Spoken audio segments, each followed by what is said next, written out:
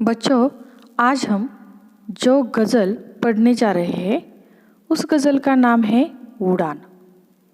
और इस गज़ल के जो लेखक है उनका नाम है चंद्रसेन विराट। तो अब हम इनका परिचय देखते हैं। तो देखो, इनका जन्म 3 दिसंबर 1936 इंदौर मध्य प्रदेश में हुआ है। इनका परिचय देखो, हिंदी गज़ल के इतिहास में चंद्रसेन विराट जी का नाम शीर्षस्थ यानी ऊंचे स्थान पर गज़लकारों में है। इन्होंने नवगीतों और गज़लों से मिलीजुली मुक्तिकाओं में आम आदमी के जीवन को गहराई से देखा है। इनकी प्रमुख कृतियाँ देखो, मेहंदी रची हथेली, स्वर के सोपान, मिट्टी मेरे देश की, धार के विपरीत आदि इनके गीत संग्रह है। आस्था के अमलतास, कचनार की टहनी, न्याय कर मेरे समय आदि गज़ल संग्रह है। कुछ पलाश कुछ पाटल, कुछ सपने कुछ सच आदि इनके मुक्तक संग्रह है। अब हम इस पद्य के संबंधी देखेंगे। तो देखो, गज़ल एक ही बहर और वज़न के अनुसार लिखे गए शेरों का समूह है। इसके पहले शेर को मतला और अंतिम शेर को मक्ता कहते हैं। आपने शेर व शायरी सुनी होगी। तो गज़ल भी इसी तरह का यानी शेरों का ही समूह है। और प्रस्तुत रचना में विराट जी ने स्वाभिमान, विनम्रता, हौसला, बुलंदी, दूरदृष्टि जैसे अनेक मानवीय गुणों को महत्वपूर्ण स्थान दिया है। तो अब हम इस गज़ल को पढ़ते हैं। देखो, अंधेरे के इलाके में किरण मांगा नहीं करती। अंधेरे के इलाके में किरण मांगा नहीं करते। जहाँ हो कंटकों का वन, सुमन मांगा नहीं करते। जहाँ हो कंटकों का वन, सुमन मांगा नहीं करते। तो इन पंक्तियों का अर्थ देखो। जब व्यक्ति अंधेरे इलाके में या क्षेत्र में हो तो वहाँ प्रकाश की किरण मांगने से कोई लाभ नहीं है, क्योंकि वहाँ प्रकाश होगा ही नहीं। इसी तरह जब हम कंटक यानी कांटे, तो जब हम कांटों के वन में हो तो वहाँ फूलों की आशा करना या फूल मांगना व्यर्थ है, निरर्थक है, क्योंकि वहाँ फूल मिल ही नहीं सकते। आगे देखो, जिसे अधिकार आदर का झुका लेता स्वयं मस्तक। जिसे अधिकार आदर का झुका लेता स्वयं मस्तक, नमन स्वयमेव मिलता है, नमन मांगा नहीं करते। नमन स्वयमेव मिलता है, नमन मांगा नहीं करते। तो देखो इन पंक्तियों का अर्थ। जो व्यक्ति आदर के योग्य होता है वह स्वयं या खुद ही विनम्र हो जाता है। उसे किसी से नमस्कार करवाने की आवश्यकता नहीं होती। ऐसे व्यक्ति को लोग स्वयं झुककर नमस्कार करते हैं, उसका सम्मान करते हैं। यानी गिव रिस्पेक्ट टेक रिस्पेक्ट, है ना। अगर हम किसी को आदर देते हैं तो उसके बदले में हमें भी आदर ही मिलता है। परों में शक्ति हो तो नाप लो उपलब्ध नभ सारा। परों में शक्ति हो तो नाप लो उपलब्ध नभ सारा। उड़ानों के लिए पंछी गगन मांगा नहीं करते। उड़ानों के लिए पंछी गगन मांगा नहीं करते। तो देखो, पक्षियों की उपमा देते हुए कवि कहते हैं कि जिसके पंखों में शक्ति हो, अर्थात कुछ करने, कुछ पाने की लालसा हो, उसके लिए काम करने की कोई सीमा नहीं होती।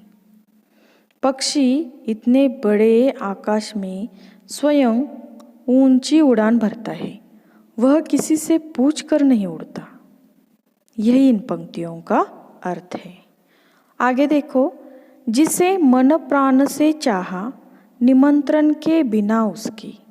जिसे मन प्राण से चाहा निमंत्रण के बिना उसके, सपन तो खुद ब खुद आते नयन मांगा नहीं करते। सपन तो खुद ब खुद आते नयन मांगा नहीं करते। तो देखो इन पंक्तियों का अर्थ, जिसे हम बहुत अधिक चाहते हैं, बहुत प्यार करते हैं, हमें उसके सपनों को निमंत्रण देने की आवश्यकता नहीं होती। उसके सपने हमारी आँखों में स्थान पा लेते हैं, उसकी याद हमारे दिल में रहती है, और जो प्रिय व्यक्ति होती है उसके सपने पूरा करने की हम पूरी कोशिश करते हैं ना। आगे देखो, जिन्होंने कर लिया स्वीकार पश्चाताप में जलना। जिन्होंने कर लिया स्वीकार पश्चाताप में जलना, सुलगते आप बाहर से अगन मांगा नहीं करते। सुलगते आप बाहर से अगन मांगा नहीं करते। तो देखो, जो लोग अपनी गलती जानकर उसे सुधारने के लिए पछतावा करते हैं, उन्हें बाहर के किसी व्यक्ति द्वारा चेतना की जरूरत नहीं होती। सुलगना अर्थात धीरे धीरे जलना। तो जो लोग अपनी गलती जानकर उसे सुधारने के लिए पछतावा करते हैं, उन्हें बाहर के किसी व्यक्ति द्वारा, या कोई व्यक्ति उसे कहता है कि तुमने अच्छा नहीं किया, तो ये भी कहने की उसे ज़रूरत नहीं पड़ती, क्योंकि उसने अपनी गलती खुद ही जान ली होती है। आगे देखो, जिसकी ऊंची उड़ान होती है उसको भारी थकान होती है। जिसकी ऊंची उड़ान होती है उसको भारी थकान होती है। इसका अर्थ है, जिस व्यक्ति की जितनी अधिक ऊंची उड़ान हो, जितना अधिक वह काम करे, उसे उतनी ही थकान होती है। अगर हम ज़्यादा काम करेंगे तो हमें ज़्यादा थकान होगी। आगे देखो, बोलता कम जो देखता ज़्यादा। बोलता कम जो देखता ज़्यादा, आँख उसकी जुबान होती है। आँख उसकी जुबान होती है।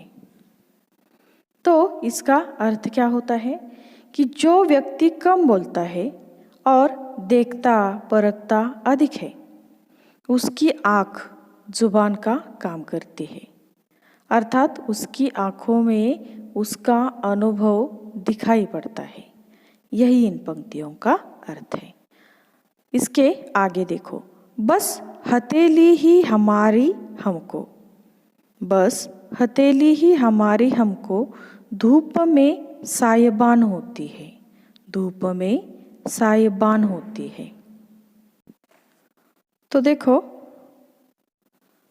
जब हम कड़ी धूप में चल रहे होते हैं, उस समय हम अपनी हथेली से छाया प्राप्त करते हैं, है ना। हम हमारे हथेली क्या करते हैं, सिर पर रखते हैं। अर्थात जब हम परेशानियों में, मुश्किलों में फंसे होते हैं, तब हमें स्वयं उनका हल ढूंढना होता है। कोई हमारी मदद नहीं करता। सायबान अर्थात छज्जा यानी छाया। तो हमें ही हमारी खुद की मदद करनी होती है। यही इन पंक्तियों का अर्थ है। आगे देखो, एक बहरे को एक गूंगा दे। एक बहरे को एक गूंगा दे, जिंदगी वो बयान होती है। जिंदगियों बयान होती है। इसका अर्थ है एक गूंगा जब एक बहरे से बात कर सके वही जिंदगी है। यही इन पंक्तियों का अर्थ है। आगे देखो, तीर जाता है दूर तक उसका, तीर जाता है दूर तक उसका, कान तक जो कमान होती है। यानी जो धनुर्धारी कान तक कमान को खींचता है उसका तीर उतना ही दूर तक जाता है। अर्थात व्यक्ति अपना लक्ष्य जितना ऊंचा बनाता है उसकी उपलब्धि या उसे जो भी मिलता है उतना अधिक मिलता है। आगे की लाइन देखो, खुशबू देती है एक शायर की, खुशबू देती है एक शायर की, जिंदगी धूपदान होती है। इसका अर्थ है एक शायर की जिंदगी एक धूपदान के समान होती है। जिस प्रकार धूपदान में जलता हुआ द्रव्य क्या होता है, अपनी सुगंध से वातावरण को सुवासित कर देता है, उसी प्रकार शायर की प्रसिद्धि चारों ओर फैल जाती है। जब हम घर में धूप लगाते हैं तो उसकी खुशबू बहुत ही अच्छी आती है ना। उसी प्रकार एक शायर की जिंदगी एक धूपदान के समान होती है। और जिस प्रकार धूपदान जैसे ही जलता है उसमें जो द्रव हम डालते हैं उससे वातावरण कैसा होता है, सुगंधित होता है। और उसी प्रकार शायर की प्रसिद्धि चारों ओर फैल जाती है। यही इन पंक्तियों का अर्थ है। तो गज़ल आपकी समझ में आई। अगले वीडियो में हम इस गज़ल का स्वाध्याय देखेंगे। तब तक आपको इस गज़ल को नोटबुक में लिखना है और मुझे भेजना है। Okay, thank you.